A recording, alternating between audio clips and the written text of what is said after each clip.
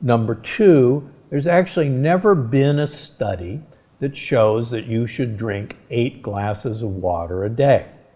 Apparently, no one ever told gorillas and chimpanzees that they have to drink 8 glasses of water a day.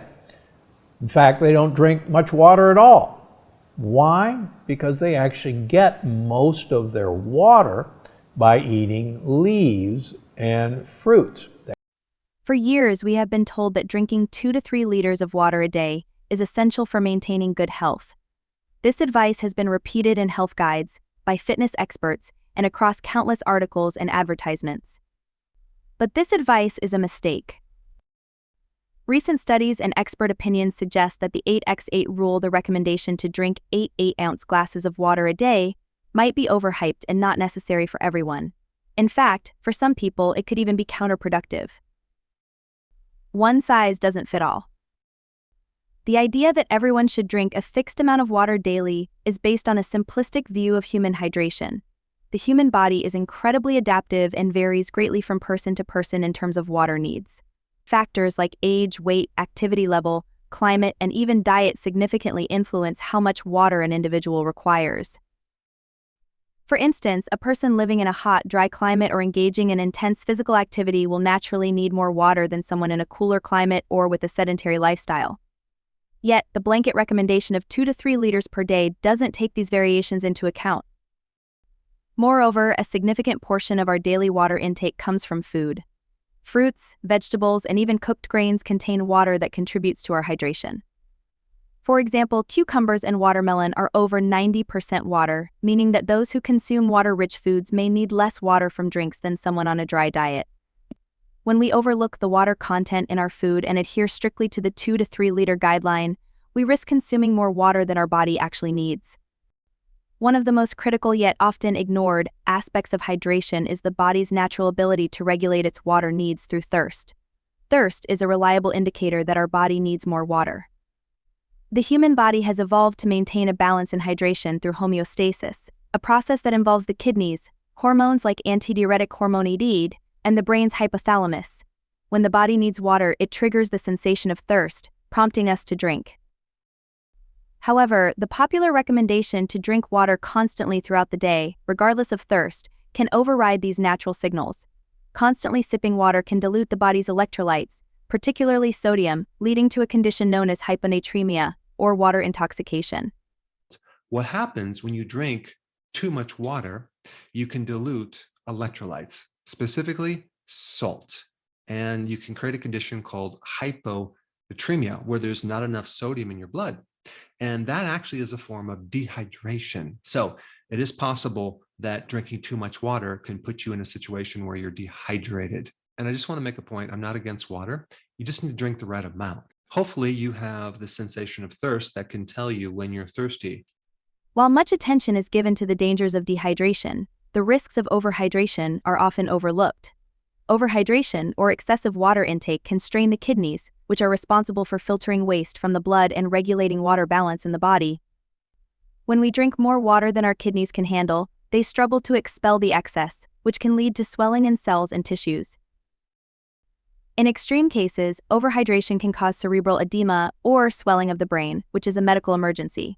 This is particularly a concern for individuals who drink large amounts of water in a short period, as the body cannot adjust quickly enough to the sudden influx of fluid. Additionally, overhydration can dilute the blood's electrolyte levels, particularly sodium, leading to the aforementioned hyponatremia. It's important to note that while overhydration might not be a daily risk for most people, the constant pressure to drink large amounts of water can contribute to chronic mild overhydration. This chronic condition may not have immediately severe consequences but can lead to ongoing kidney strain and potential long-term health issues. Debunking the 8x8 rule. The origins of the 8x8 rule are somewhat murky, but it is widely believed to have stemmed from a misinterpretation of a 1945 recommendation by the U.S. Food and Nutrition Board, which stated that people should consume about 2.5 liters of water daily. However, this recommendation included water from all sources, not just drinking water. Over time, the nuance was lost, and the advice morphed into a strict guideline to drink 8 8-ounce glasses of water a day. Modern science, however, has begun to challenge this rule. Research indicates that there is no scientific basis for the 8x8 rule and that individual hydration needs are far more complex. A 2002 study published in the American Journal of Physiology concluded that there is no clear evidence supporting the need to drink 8 glasses of water per day, and that most healthy adults can rely on their thirst to guide their water intake. So how much water should you drink? The answer lies in paying attention to your body's signals rather than adhering to a one-size-fits-all rule. Thirst should be your primary guide. If you feel thirsty, drink water.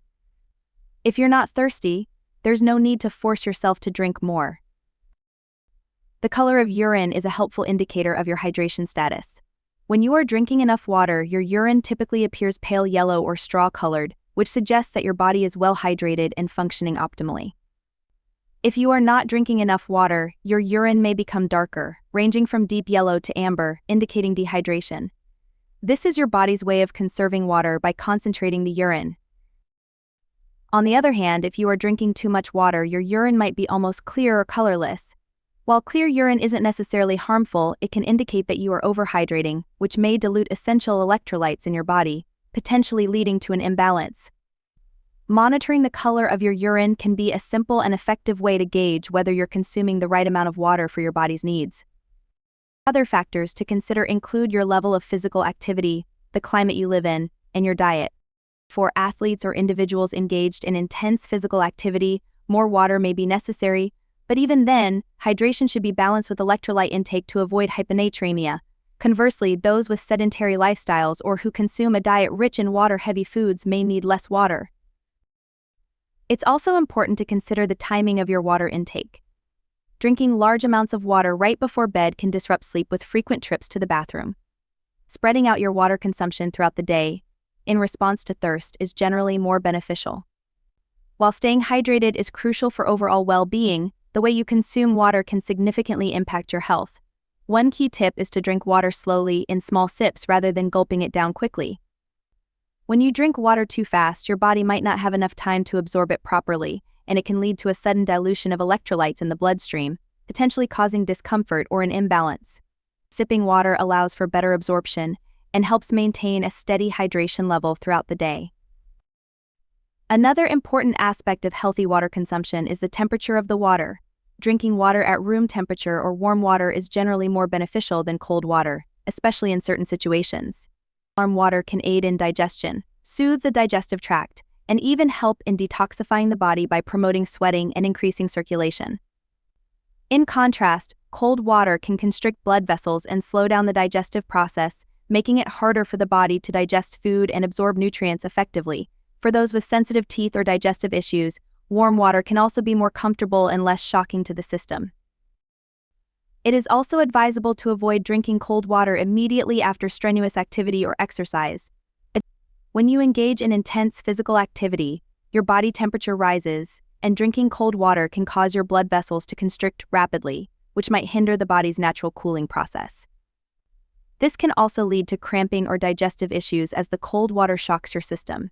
Instead, opt for room temperature or slightly warm water after exercise to help your body rehydrate without causing unnecessary strain.